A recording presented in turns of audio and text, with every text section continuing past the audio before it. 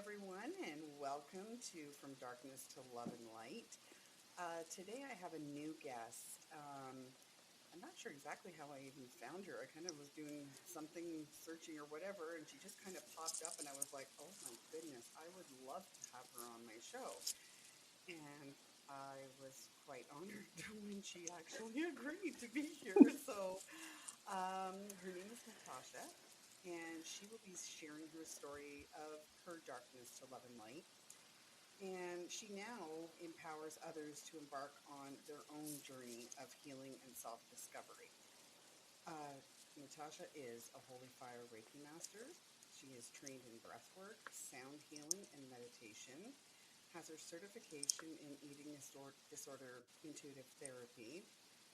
Addiction certification, is a holistic health coach and a certified life coach, and also a family constellation therapist, which is something I've never heard of. So I would like to kind of zone in on that a little bit.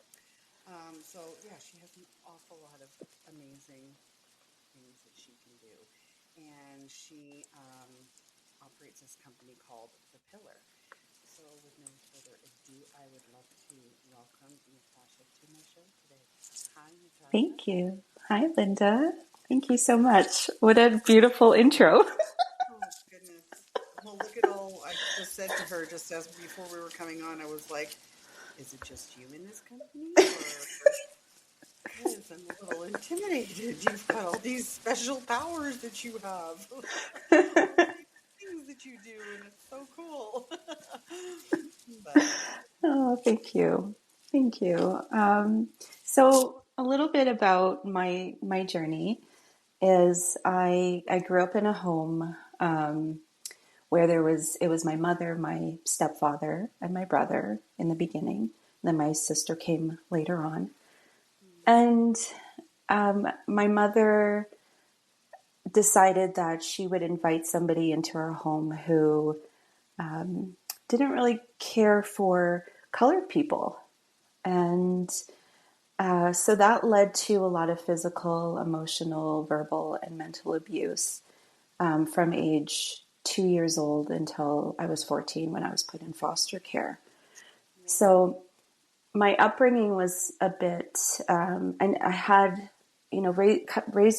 being raised in a home where there's no safety, it leads you into a life of seeking things outside of yourself to fill that void on the inside. And my entire childhood, I just felt like I was wearing a mask because nobody knew in our family. Some people had a little bit of an inkling of what was happening, but a lot of people didn't know. So it all came to light when I fought back when I was 14 years old. It was the last time that I was in the home, and he attacked me, and I fought back. I defended myself, which didn't turn well. It didn't really work out for me because after that, I decided that I didn't want to be a part of this world anymore. I didn't want to be a part of a family that was treating me this way, and I didn't understand why. And I wasn't the perfect teen. I would run away and I would steal things from my parents. I would, hang out with boys and do all the things that teenage girls like to do. Yep. And it wasn't approved of, so I decided that I wanted to end my life. So one night I took 33 pills, and I did not feel great. And so I called an ambulance, and they told me that I would need to let my parents know. And I said, that's not possible. And they said, well, you're underage, so we do have to call, like, we do need your parents' permission to come and get you. And so I went and grabbed my mom, and she was so angry with me. She went and told my stepfather. And at this point, I was in my bed, and I remember him coming into the room, and he started hitting me and calling me a bitch. And he told my mom, let her die, call them back and tell them not to pick you up. Tell them not to pick her up. And she did. Oh She my called the goodness. ambulance. And so she called 911, told them, don't worry, she's fine. And they, thankfully, we have social services and the police who, the ambulance or 911 decided to involve them. So they all showed up at my house, the ambulance, social services, and the police. And they asked me why I had taken that amount of medication. And I said, because this man here is abusing me and my brother, and I'm tired of it. And so they said, well, where is your brother? And I said, well, he's upstairs sleeping. And so they asked him to come down. They placed him on the steps right beside my stepfather and asked my brother, who was, he was about 12, 13 at the time, is it true? Is this man hurting you? And he put his head down and he shook his head no. And so they took me into the ambulance, and they said an adult had to come with, and so my mom came with. And as soon as the EMT went to the front, closed the door, and my mom said, "Thank you for ruining my life." And so when I went to the hospital, they said, "You're lucky your daughter's alive because of the amount of medication that she took." They had to pump my stomach, and so after that, went home, went to school, came home. My bags were packed, and my mom, she had me, she was outside and she said, "We're going somewhere." And I asked her where we were going. She says, I can't tell you until we get there. And the whole car ride there was about 20 minutes. We lived in a small city, Regina, Saskatchewan, in Canada. And when we got there, it was a house that I've never seen before, in a neighborhood I haven't frequented. I've never been there before. And I sat in the car. I was terrified. I didn't know where she was taking me. And she was telling me to get out of the car, and I didn't want to move. And she walked to the front door, and this woman opened the door, and my mom was waving me to come. So I get out of the car, and this woman said, "Welcome to the Gemma House." And I was like, "The Gemma House? What is this place?" And she said, "You're going to be staying here for a while." And I had no idea what was happening. My mom went to the car, grabbed my bag, and handed me my bag, didn't say anything, and walked away. And so at that moment, I've never felt so alone in my life. I never felt like so abandoned. And, I understood my part. I understood that I didn't listen. And I understood that I talked back. I defended myself. I stood up for myself. And it wasn't taken very well. So that night, I remember my first night in Gemma House, the cook, she made these cookies. And I remember I felt so alone. I was so scared. I was with girls who came from very worse backgrounds than me. I came from a wealthy family. And so I knew I was out of place. And so I stole all the cookies and ate all of them, which led to me developing bulimia, just needing that comfort, needing what I understand now is that how much I was starving for love, and all of the behaviors that I took part in, and all the things that I've done, always looking for that thing outside of myself to fill this very deep void in my heart. And and so it ended up being, going from Gemma House to foster home, and having my first daughter when I was 17 years old. Wow. So Yeah. Um, Yeah. And later, and having this child, because I thought it was a great idea to have, oh, maybe she'll love me. So I'm just going to have her because I need somebody to love me. And, out of complete selfishness, I had this, this child, that I later on ended up abandoning. And my aunt and uncle took her, thankfully.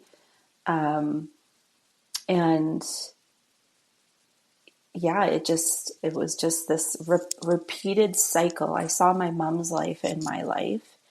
yeah. And, from that moment of me doing that to my daughter, and then marrying a man who, my first husband, who was a professional athlete, he was in the NFL, had my other two children with him, and but was cheated on multiple times, 13 that I could count that I knew of.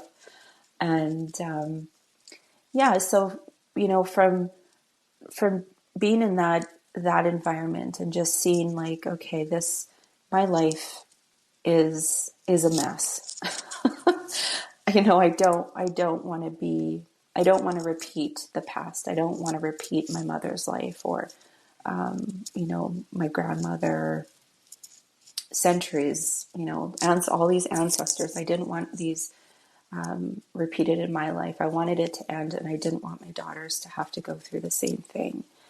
And so when I was 21, I decided that I was going to become a Christian, which I'm no longer a Christian. But that process of going through a baptism, which now I would consider a death and rebirth, of going from the old to the new, I realized how much protection, love, and guidance that I have that I cannot see. Mm. And so that led me into doing a lot of my own spiritual work, and having interests in healing, and releasing the gaps that are in families and with youth and individuals, and how much, our past affects us, and, not just in our relationships, but financially, how we show up in the world, how we interact with other people, how we treat ourselves. And my whole goal with the pillar is to give I guess, holding space for people to come to workshops, and being mentored so that they can heal their past, so that they can find freedom, so that they can let go, and really truly live the life that they want. And yeah, so Wow. So much. Just so much, eh? Like, and I can relate to that feeling, like that doing whatever that you to want to be loved kind of thing. Like just that, you miss that, and you need that, and that's who's supposed to give it to you, is your mother. Like yeah. you're supposed to have that, but Mm. and when we don't, we just kind of reach out and do whatever it takes, like to find that, Yeah. to heal that pain in our hearts that we Yeah. so need. We're just children, and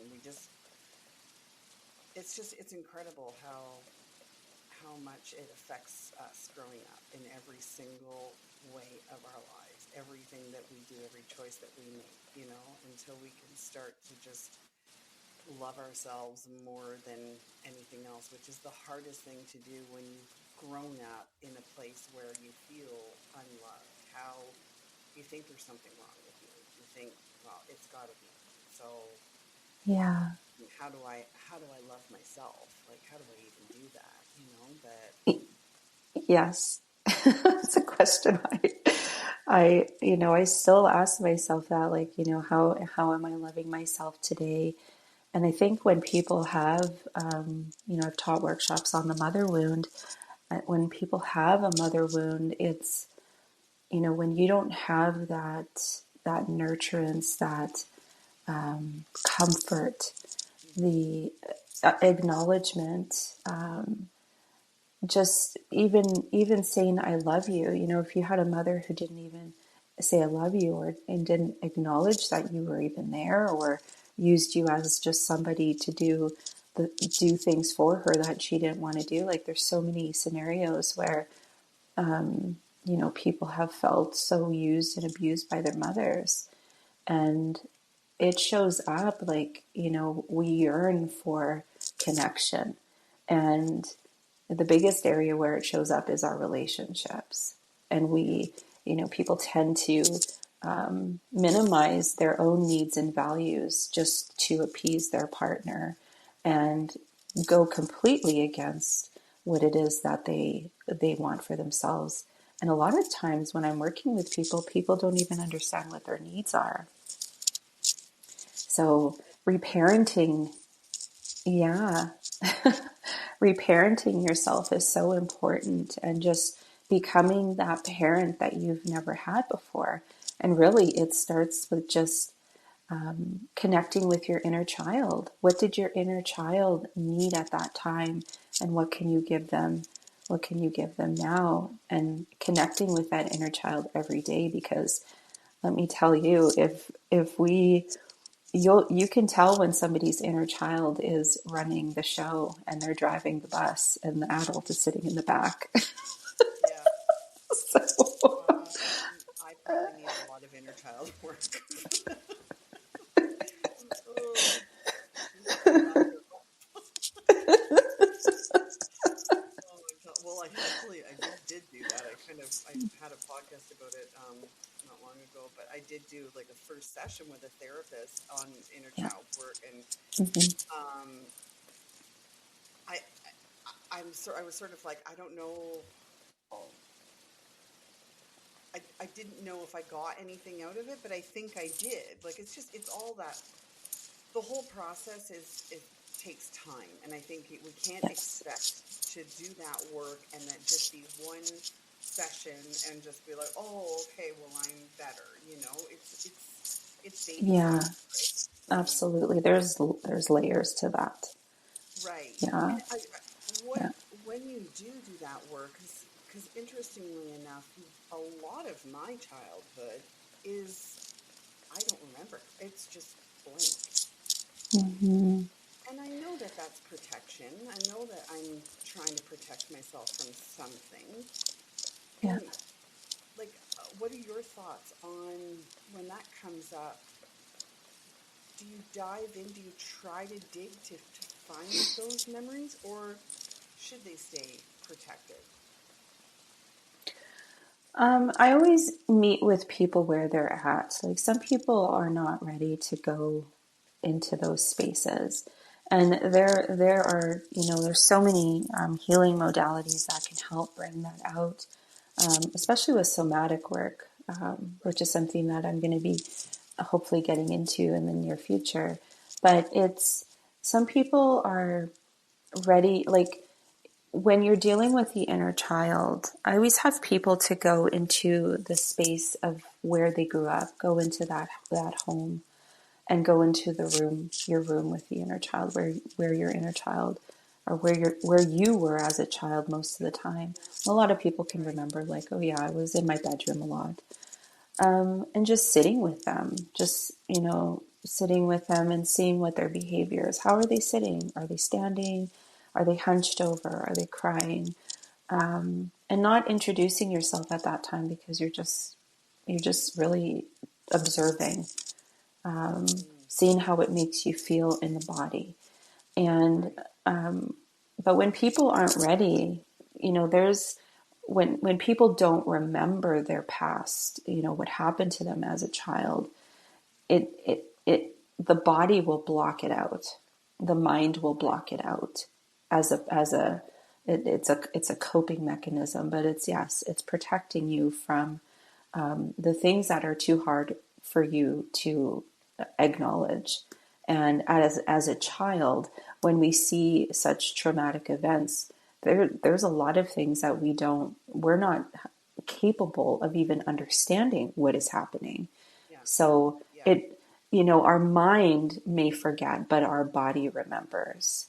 And that's why when, certain things happen in our life where we're triggered, we're like, oh, where did that come from? And, Right. that's where the somatic piece comes in, where it's just the remembering and bringing it up from the body Right. into the mind so that it can be worked through. Yeah. Yeah. Yeah, it's funny because I remember like years ago, if I would talk about my dad at all, I would remember like my body would start trembling and shaking like crazy if I was telling stories of stuff that I did remember, like Yeah. I would Yeah. just shake like crazy. And like it doesn't do that anymore because I'm at that point where I'm just like, I'm not allowing you to do that to me anymore, but I still Yeah. have work to do. There's no question, but I've come a long way from the way I used to be. So Yeah. um, but that speaks to like a lot of what has happened, and I mean, I know there's so many people that are in the same boat that it's Yeah. just, it's understanding that all of this stuff that we feel is normal for what we've been through, Yeah. but we don't have to continue to live like this. We can get rid Exactly. of this stuff, and that's what's key, right? Like, Exactly. Yeah. and sure, it might be hard, but it's not Yeah. that hard. I mean, like it's just like, yeah, you might feel like yucky in your stomach, and you might cry, and you might get mad, and those Yeah. emotions and feelings might come up, but that's a great release to have, to get that Yeah. out of your body. Keeping Yeah. all of that inside just causes us to be sick, right? Like it Yeah. just, as they say, it just gives us disease, like in our body. And yeah, it's so important to let that stuff go, Yeah. Yeah, exactly. And it's not hard, but it's scary for a lot of people. Change is scary for a lot of people, and acknowledging the past pain, it because when you start acknowledging things that have happened, your life really begins to shift because you can't hide. There's no hiding anymore. When the truth comes out, and you find out, like, when I was 12 years old, I was sexually assaulted by my uncle. And, and I held that in for a long time. So, but I didn't know how to deal with it. And when people don't know how to deal with something, they just continue to suppress it, or they have use alcohol or drugs or food or shopping, or even isolating themselves because it's too difficult yeah. to deal with. And um, that's why, like, family constellations Mm-hmm. was something that I wanted to get into, because what it does is it makes the unconscious conscious. And so it is a form of therapy. I don't do the therapy part, but what it is it uses these little figurines, Mm. and there's this little table that you put these figurines on, and each figurine, and you can use this with real people if you have enough people in a group. Each individual represents a member of your family. Okay. So you really just, when you're sitting with somebody, you're asking certain questions, and those questions will bring in certain pieces.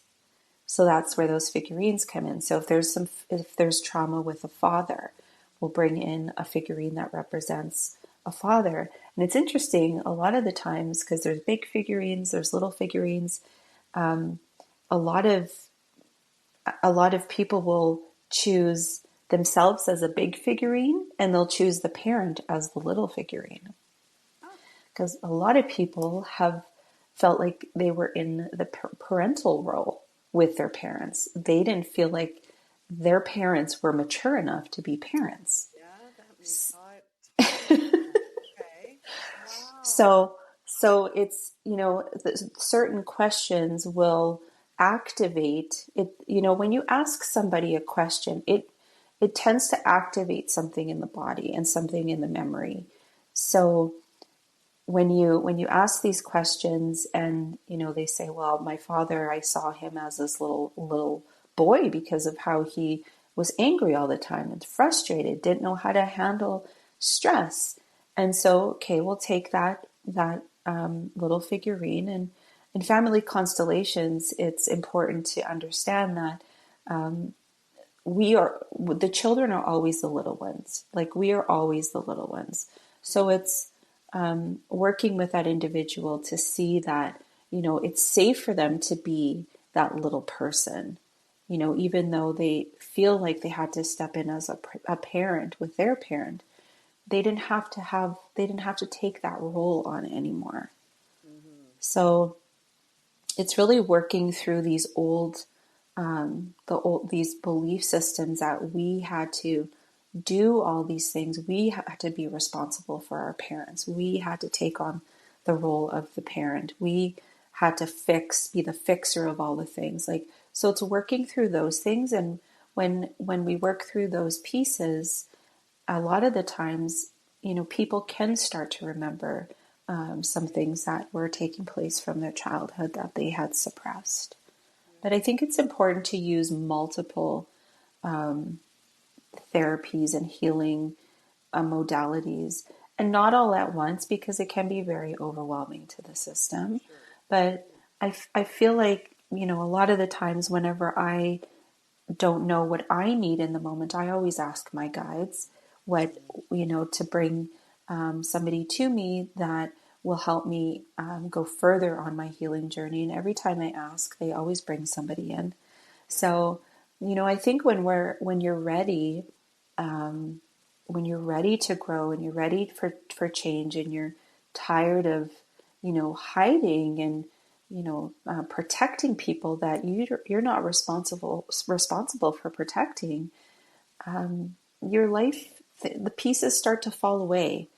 And, that's where healing and transformation takes place, is you're opening up your heart to something new. And, yeah, yeah, Yeah.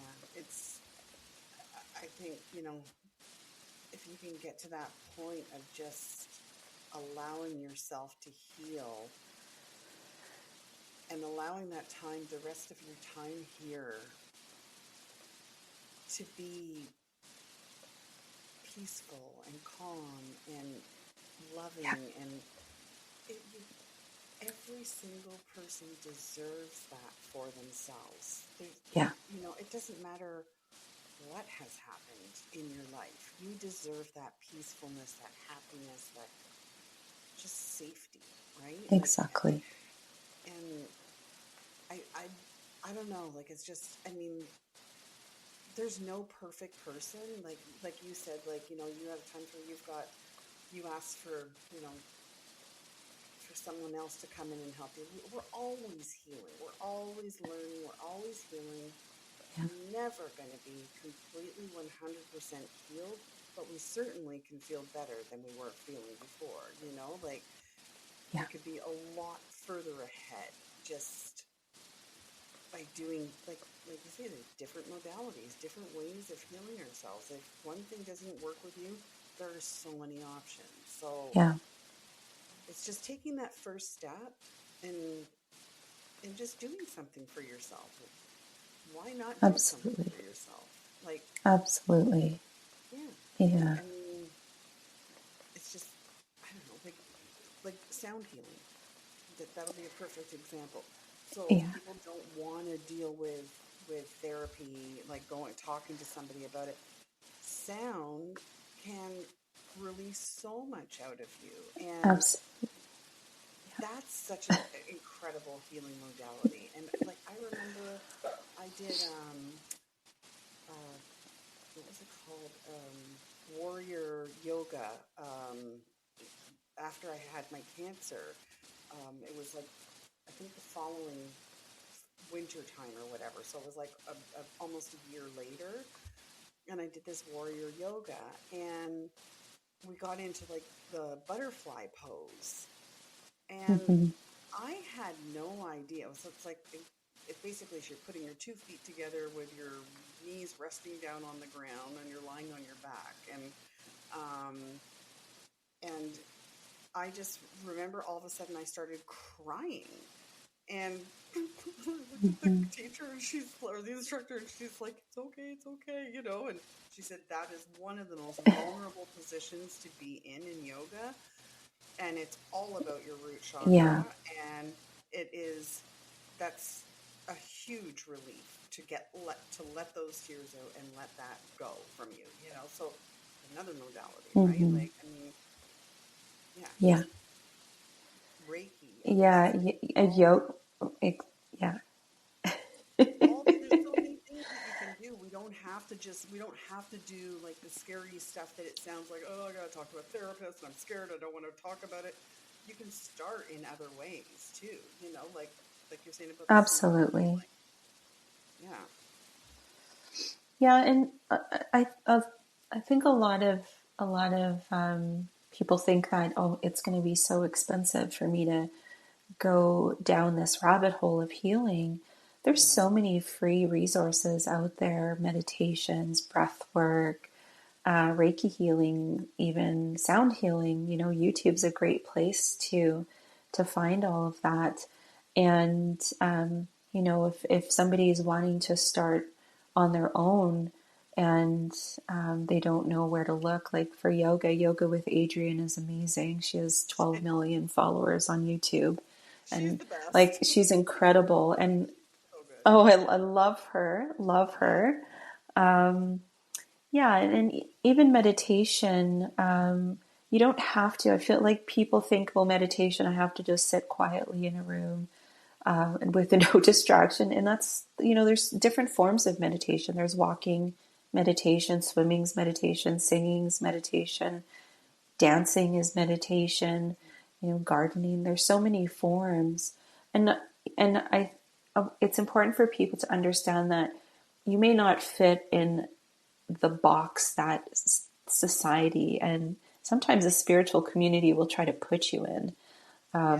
There's so many different forms of healing out there, and yeah, if something doesn't work for you, you're gonna know. Your body's gonna be like, well, I don't, I feel uncomfortable. And sure, a lot of things are uncomfortable, but you'll know if something's right and if it's not right. Yeah. So Exactly. yeah, breathwork was a big one for me. 2020 when the pandemic hit, Mm-hmm. I went to Hawaii for my 40th birthday, and I remember sitting on the balcony of the condo we were staying at, and I was writing a letter to myself, and I knew there was a shift coming, and I didn't understand, but I just went with it. Yeah. And I remember when I got back home, I was I was sitting in a chair, and all I heard, because I do connect with my guides, they talk to me often. I remember hearing them say, it's time for you to let everything go. You need to sell everything and move somewhere else. Oh, And I'm like, well, what? Move? Sell everything? What are you talking about? right. And and I'm like, and it's like April, or when was that? It was, sorry, March of when we got the announcement that the world was shutting down. Oh, yeah. Yeah. And so I'm like, the world is shut down and you want me to move and sell everything?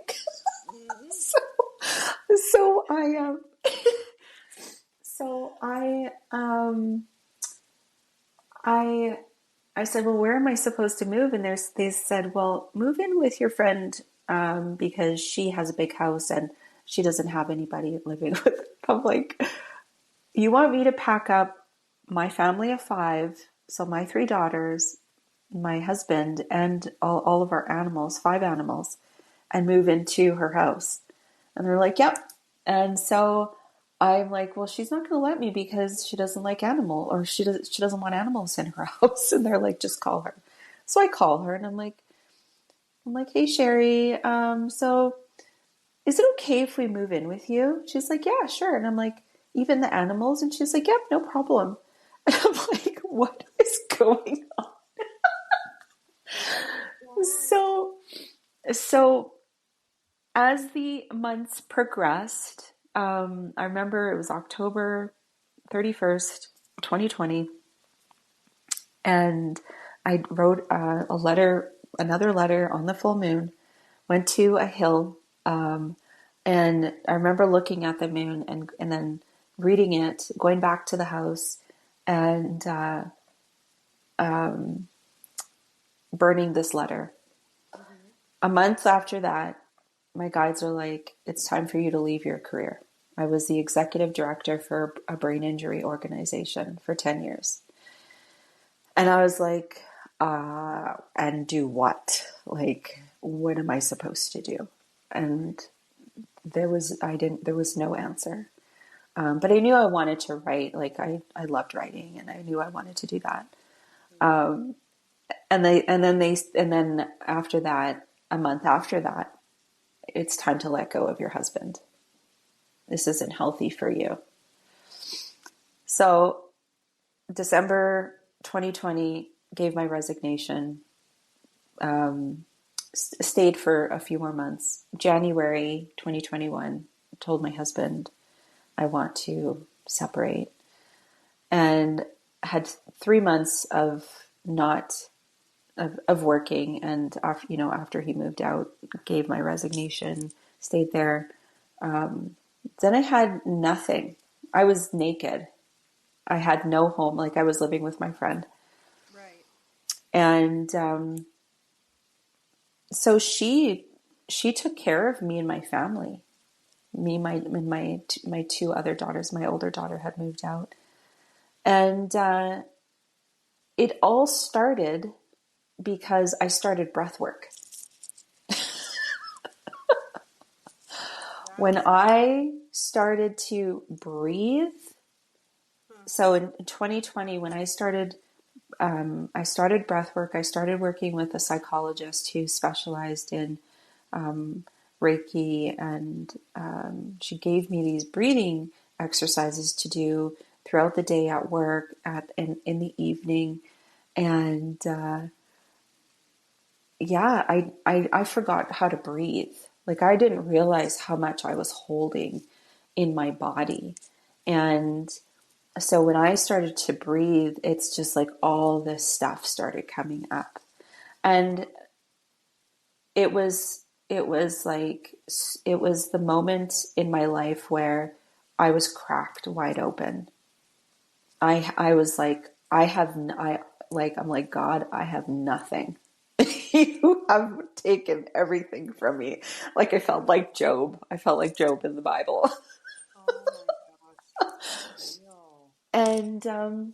And then slowly but surely, like, I was like, okay, well, I want to work with people, and I want to help youth. And so it's like all these little pieces of the puzzle started to come together.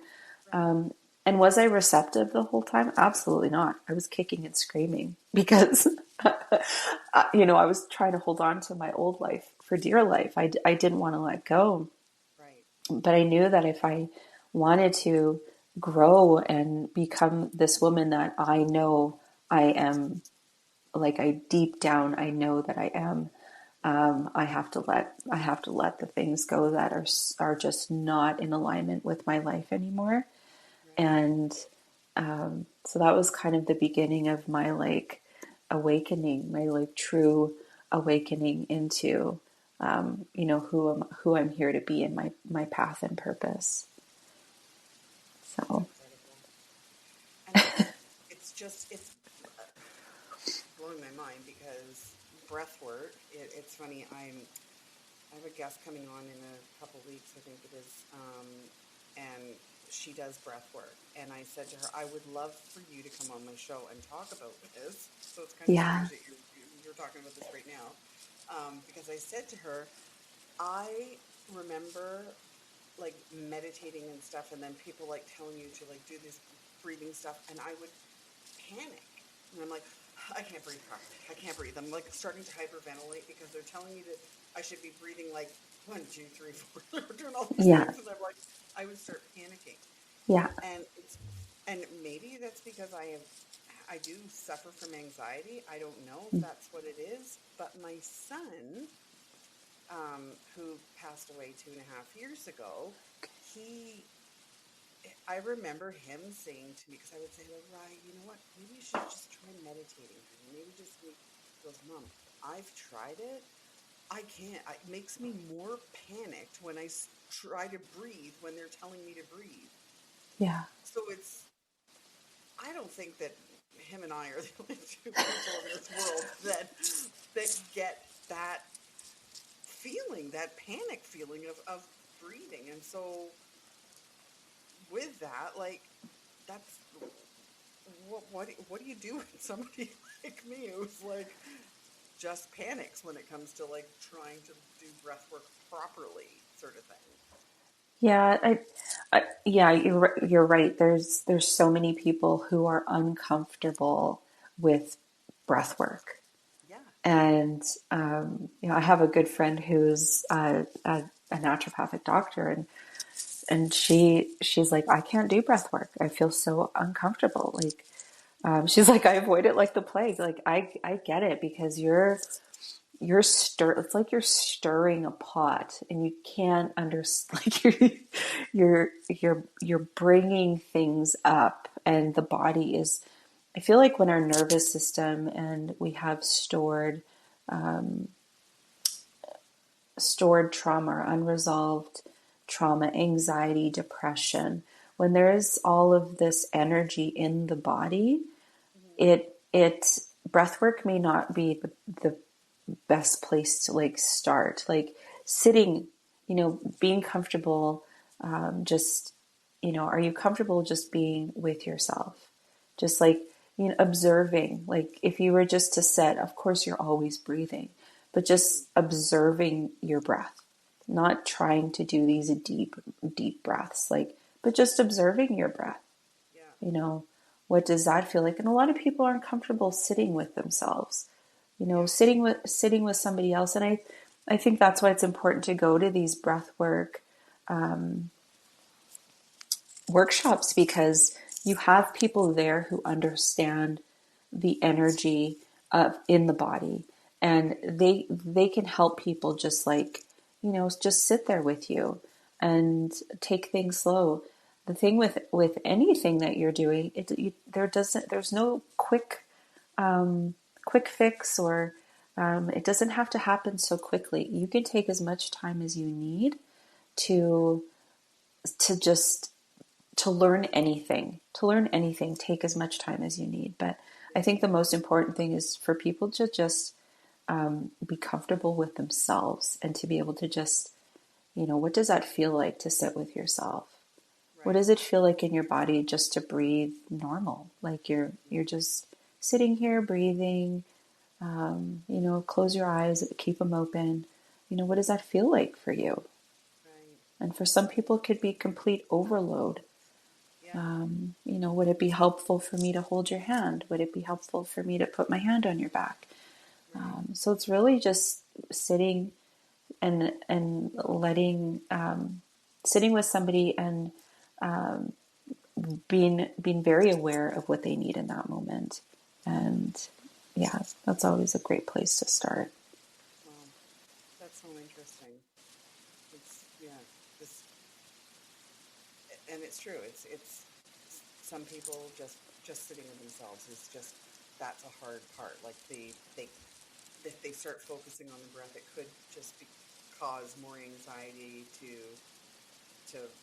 come up or what have you for them, because they're realizing Yeah. that they're not breathing properly or whatever. Yeah. So there's other, that's maybe not where they should be at this point, and maybe they should be doing something different to try to bring Yeah. themselves down, kind of thing, eh? Yeah. Yeah. Yeah. Exactly. Mm. Wow. Yeah. Wow. Oh my gosh. You're just peace in yourself. Your voice, your energy is just calming. Thank So you. it's just, yeah. I mean, oh, I think I'll be becoming one of your events at some point very soon. I'd love to take one of the workshops. Like, actually, I just saw that you had the candle one that you've got coming up. Yeah. Like a fun one, right? Like, Yeah, I'm so excited. I'm like, oh, why do I have to live in Ontario? You're too far away. Oh, I'm like, okay, well, wait a minute. She does have a mention there on about retreats and stuff, but I'm like, we could Yeah, always maybe do a retreat in Ontario. Just saying. absolutely.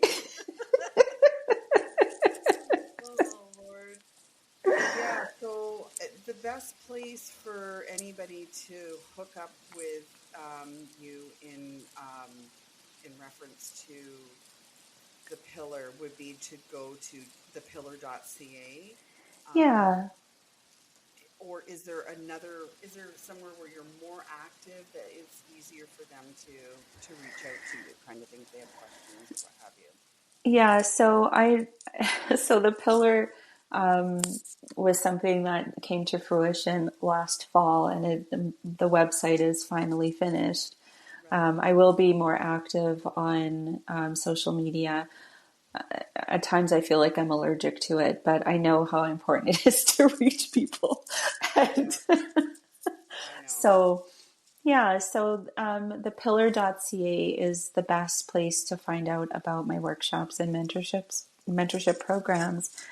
And I just want to say that anybody who purchases anything through the pillar, $5 will go to helping foster children transition from foster care to being an adult. So I just want to put that out there. That's very near and dear to my heart. Absolutely. And yeah, so thepillar.ca, same on Instagram, it's thepillar.ca and Facebook. And yeah, yeah. Have you written a book? I'm in the process of writing a book. Okay. It's Yes, you called need to. The Drunken Unicorn: Lessons on Getting Lost in Fairy Tales. I love it. I used to be a drunken unicorn, I think, one time. Oh my god. That's great. Yeah. Oh, how, oh. Do you want to say what it's about at all, or? A little bit. Like I can, yeah. So, I feel like when we're in a place where we don't want to see what's happening in our lives, we get rose-colored glasses, and they're a bit foggy, Yeah. um, and the lessons of getting lost in fairy tales. It's all the lies that we tell ourselves about ourselves, relationships, and our families, and Right. how to break those cycles. So Yeah. it's a fun book. It's a deep book. It's, may make you cry, it may make you laugh. Oh my God. I will look forward to reading that. Oh my God. Thank Yeah. you. Yeah. Oh, yeah, because it's a lot of stuff that I can totally relate to too. So that would be wow. Yeah.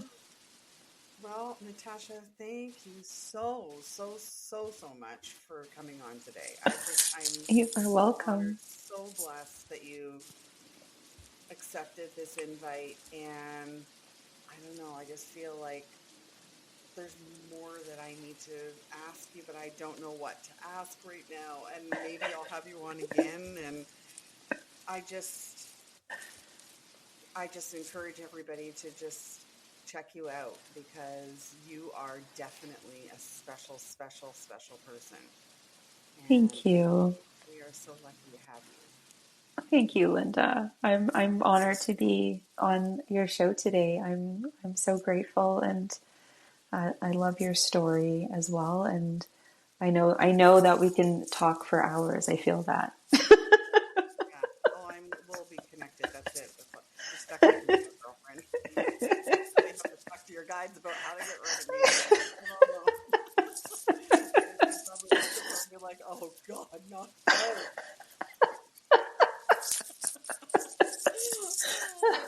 Oh, I love it. Anyway, well, I think we'll close for now. But again, thank you so much, Natasha. And I'll put in the show notes where everybody can reach you. And yeah, I don't know. It was just beautiful, beautiful, beautiful. Thank Thank you. you so much for sharing. You are very welcome. Very All right. welcome. We Okay. will talk to you Thank again you. soon, I hope. Sounds good. All right. Okay. Bye, Bye. Natasha. Bye. Bye.